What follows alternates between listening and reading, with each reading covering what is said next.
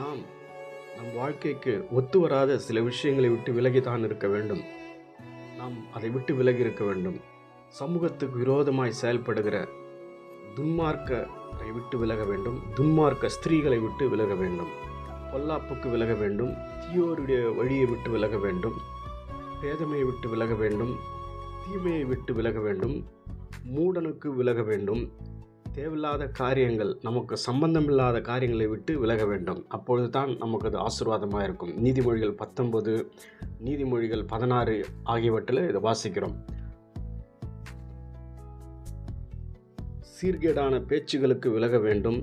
ஞானமென்று பொய்யாய் பேர் பெற்றிருக்கிற கொள்கையின் விபரீதங்களுக்கு விலக வேண்டும். அதாவது செய்வது துன்மார்க்கம், அதுவே நியாயப்படுத்தி பேசுகிற மக்களிடத்திலிருந்து விலகி இருக்க வேண்டும். கர்த்தர் நம்மை ஆசீர்வதிப்பாராக. ஆமென்.